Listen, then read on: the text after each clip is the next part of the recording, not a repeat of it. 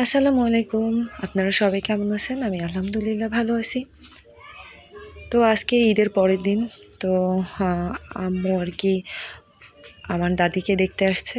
তো আমিও সেখানে যাচ্ছিলাম, আমার দাদিকেও দেখা হবে আর আম্মুর সাথেও দেখা করা হবে। আমার ছোট ভাইটাও তো আসছে আমার ফুপুর বাসায়।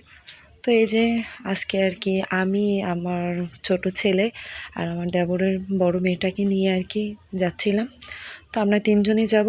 আর আমার দেবরের যে ছেলে আর আমার বড় ছেলেটাকে ওদেরকে আর কি রেখে গেছি বাড়িতে, কারণ এতজন নিয়ে আমি যেতে পারবো না। এর জন্য ভাবলাম যে ওরা দুইজন যাক আমার সাথে আর আমি যাব। তো এই তো আমরা আর কি বাস পাইনি আজকেও।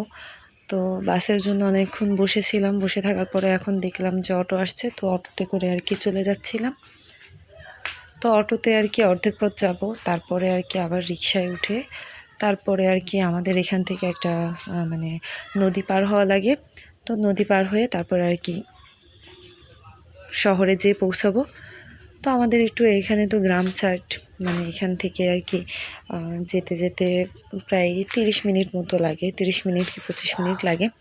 তো এই যে নদীটা পার হওয়ার জন্য আর কি ট্রলার বলে এটাকে, বা নৌকা যে যাই বলে থাকেন, নৌকা তো এটা আর কি এসে চলে, মেশিনে চলে। তো এই যে ট্রলারে উঠে আর কি চলে যাচ্ছিলাম। এত রোদ, আজকে অনেক রোদ ছিল।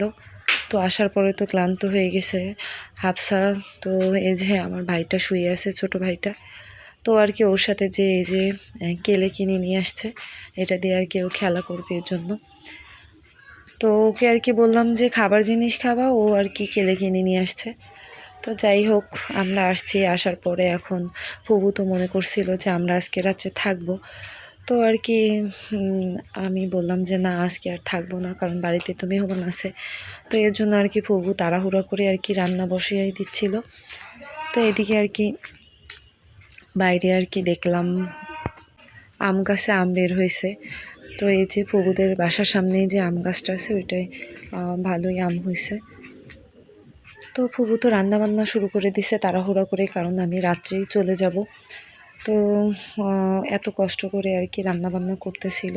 তো আমি বলছিলাম যে রান্না করা লাগবে না, তো আমরা সন্ধ্যার মধ্যেই চলে যাই, শুধু দেখা করতেই আসছি। তারপরও এই যে ফুবু ফেন্নি রান্না করছিল, তো সেটা দিল আমাদের সবাইকে। তো ফেন্নিটা অনেক মজা হয়েছিল, আজকে খেলাম। তো এদিকে এই যে আমি বললাম যে না, পোলাও টোলাও কিছু রান্না করা লাগবে না।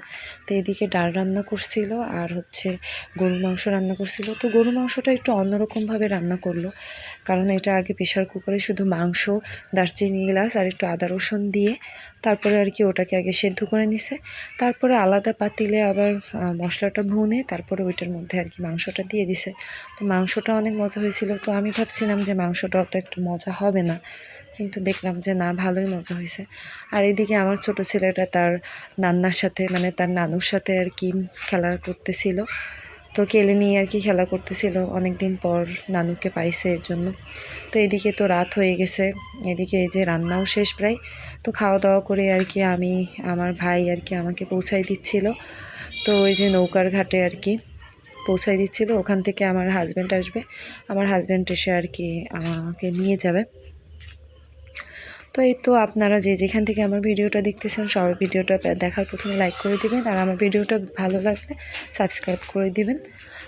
আর এই যে দেখেন, আমাদের বরিশাল থেকে ঢাকা আসার যে লঞ্চ, এই লঞ্চ জার্নি যে করেনি সে বুঝতে পারবে না কতটা মজার একটা জার্নি। তো এই যে লঞ্চগুলো এখন এখানে ঘাট দিয়ে আছে। তো সন্ধ্যার সময় আর কি সারা রাত্র এই লঞ্চে থাকতে হয়। দেখেন কত বড় লঞ্চটা। তো যারা যারা এরকম বড় লঞ্চ দেখেননি তারা একটু দেখে নেন। তো যাই হোক, আপনারা কে কে এইভাবে লঞ্চে উঠে ঢাকা গেছেন আমাকে কমেন্টে জানাবেন। তো যেতে তো অনেক মজাই লাগে। তো বরিশালের মানুষ ছাড়া এগুলো আর কি কেউ বুঝবে না।